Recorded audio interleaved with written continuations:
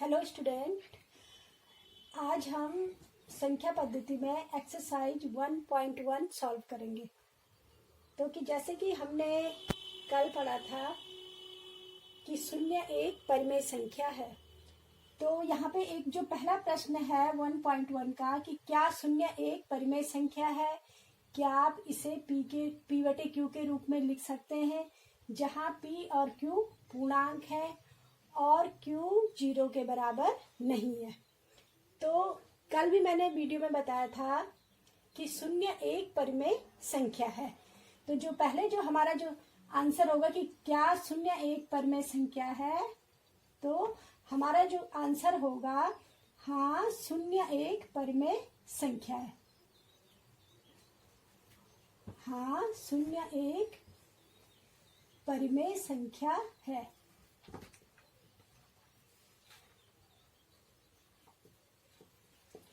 अब है कि क्या आप इसे p बटे क्यू के रूप में लिख सकते हैं, तो हाँ हम इसे p बटे क्यू के रूप में लिख सकते हैं। कैसे?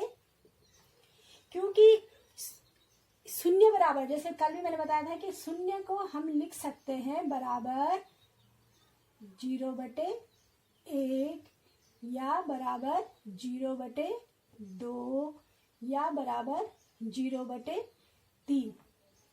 जहाँ हमने इसको क्यू क्या लिया है, क्यू बराबर हमने लिया है 1 2 3, या हम इसको आगे और भी लिख सकते हैं, -1 ले सकते हैं, -2, या जैसे बराबर 0 बटे -1 या बराबर 0 बटे -2, और p हमने यहाँ पे लिया है 0। तो हम शून्य को p बटे क्यू के रूप में लिख सकते हैं कि जैसे हमने लिख दिया 0 बटे 1, 0 बटे 2, 0 बटे 3 और 0 बटे -1। अब है कि यहाँ पे हम देख रहे हैं कि p 0 है तो q 0 नहीं है। तो जो हमारी परिमेय संख्या होने की शर्त है कि p q 0 के बराबर नहीं होना चाहिए, और परिमेय संख्या को हम p बटे क्यू के रूप में लिख सकते हैं। तो यहाँ पे आप देख रहे होंगे कि q क्योंकि यहाँ पे 0 नहीं है, और इसलिए शून्य क्या है, एक क्या है, परिमेय संख्या है। 3 और 4 के बीच में 6 परिमेय संख्याएं लिखिए, जो हमारा प्रश्न 2 है। तो 3 और 4 के बीच में 6 परिमेय संख्याएं लिखने के लिए हम 3 और 4 को हम 6 + 1 = 7 से हम क्या कर देंगे, गुणा और भाग कर देंगे।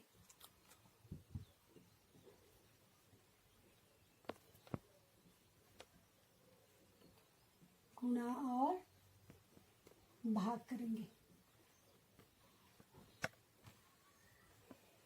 इसके लिए हम 3 और 4 को सबसे पहले हम p बटे क्यू के रूप में लिखेंगे। तो जैसे हम 3 को अगर हम p बटे क्यू के रूप में लिखें तो हम इसको लिखेंगे 3 बटे 1, और 3 और 1 को दोनों को हम हर और अंश दोनों को हम 7 से गुणा कर देंगे।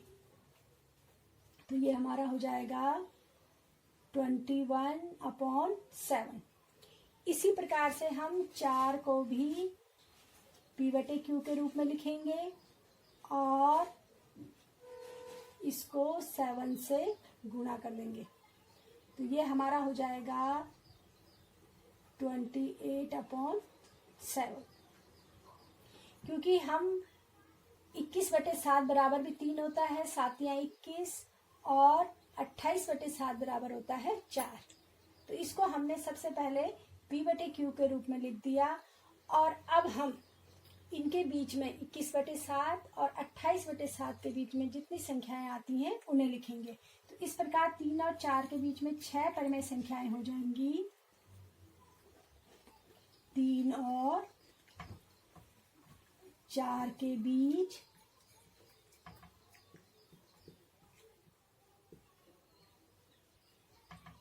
6 परिमेय संख्याएं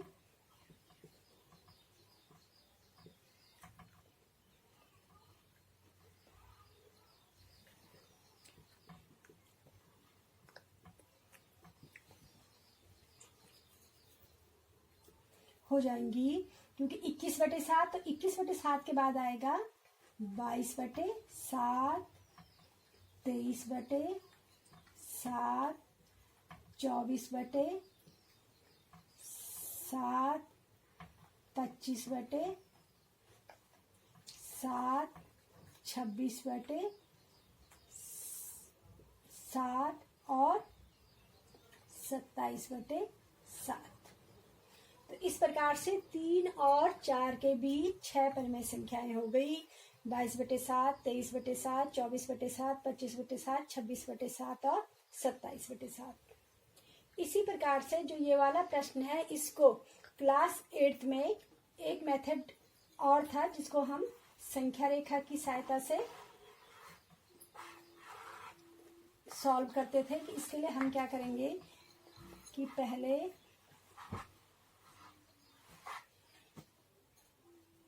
एक संख्या रेखा खींच लेते हैं और यहाँ पे हमें 3 और 4 के बीच में 6 परिमेय संख्याएं निकालनी है।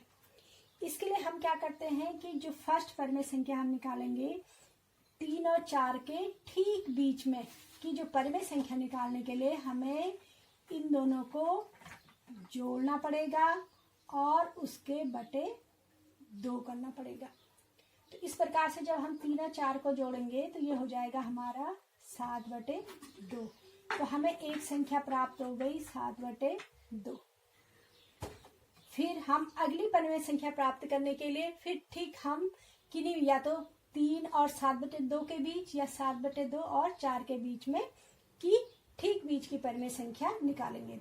तो इसके लिए हम पहले निकाल लेते हैं। चलो 3 धन 7/2 और बटे 2।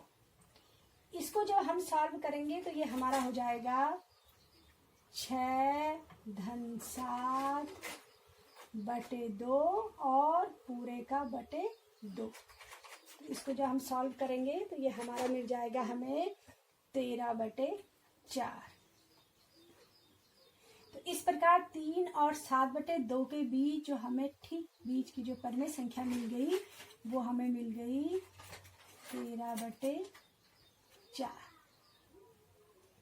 अब हम अगली परिमेय संख्या जो है निकाल सकते हैं 7/2 और 4 के बीच में। तो जब हम 7/2 और 4 के बीच में परिमेय संख्या निकालेंगे तो वो भी हम इसी तरह से निकालेंगे। ये हमारा हो जाएगा, अंश में हमारा हो जाएगा 7 धन, जब इसको हम सॉल्व करेंगे 8/2 और पूरे का जो बटा हो गया वो हो गया हमारा 2। इसको जब हम सॉल्व करेंगे तो ये हमें मिल जाएगा 8 और 7 15। और जैसे कि ये क्योंकि हर में है, 2 हर में है, तो जो आपको पता है कि जो भिन्न में जो हर होता है वो जब हम भिन्नों में अंश और हर के रूप में, जैसे माना बात हमारे पास है 1/2 और बटे 1/3। तो आपको दिख रहा होगा कि अंश और हर दोनों में भिन्न है। तो जब हम इसको सॉल्व करते हैं तो ये हो जाता है हमारा 1/2 और हम बीच में गुणा का चिन्ह लगा लेते हैं और जो हर है इसको हम उल्टा कर देते हैं, मतलब अंश का हर बना लेते हैं और हर का अंश बना लेते हैं। तो इस प्रकार ये हो जाएगा 1/2 गुणा 3/1। अब यहाँ पे जो 2 है इसके क्योंकि हर में कुछ नहीं है तो इसको हम 1 भी मान लेते हैं। तो इस प्रकार से जब ये उल्टा हो जाएगा तो ये 1/2 हो जाएगा और 2 से 2 क्या हो जाएगा, यहाँ पे गुणा हो जाएगा। तो ये हो जाएगा आपका 15/4। ये 3 हमें संख्याएं मिल गई। तो हम इसको यहाँ पे लिख सकते हैं, यहाँ पे 15/4। अब हमें 3 परिमेय संख्या प्राप्त हो गई हैं। इसी प्रकार से हम चौथी परिमेय संख्या प्राप्त कर सकते हैं। चौथी परिमेय संख्या हम कहीं भी किसी के भी बीच में, इन 2 के बीच में, यहाँ पे अगर हम पहले इसके 3 और अगर हम 13/4 के बीच में प्राप्त करना चाहें ठीक बीच की, तो हमें फिर यहाँ पे 3 धन 13/4 और फिर पूरे का बटे 4 करके, पूरे का बटे 2 करके हमें इसको सॉल्व करना पड़ेगा। तो ये हमें इस प्रकार से मिल जाएगा 12 धन 13/4 और पूरे का बटे 2। इस प्रकार से ये हमें जो संख्या मिलेगी वो हमें मिल जाएगी 25/8। और हम इस 25/8 को फिर हमें एक संख्या और मिल गई 25/8। इसी प्रकार से हम अगली परमेय संख्याएं फिर कहीं पे भी निकाल सकते हैं, यहाँ पे भी निकाल सकते हैं, यहाँ पे भी। तो पहले हम यहाँ पे निकाल रहे हैं 15/4 धन 4 और यहाँ पे हो जाएगा /2। तो अगर हम इसको सॉल्व करेंगे तो ये हमें मिल जाएगा 15 धन 16/2 और पूरे का /2। सॉरी 2 नहीं, ये यहाँ पे हो जाएगा 4, क्योंकि यहाँ पे 15/4 है। तो ये इस प्रकार से जब हम इसको आगे सॉल्व करेंगे तो ये आपको मिल जाएगा 31/8। अगली परमेय संख्या निकालने के लिए हमें यहाँ पे जो नई परमेय संख्या मिल गई वो हमें मिल गई 31/8। इसके बाद हम यहाँ पर भी ले सकते हैं 7/2 और 15/4 के बीच की परमेय संख्या। तो ये हो जाएगा, इसको करने के लिए हम 7/2 धन 15/4 और पूरे का /2।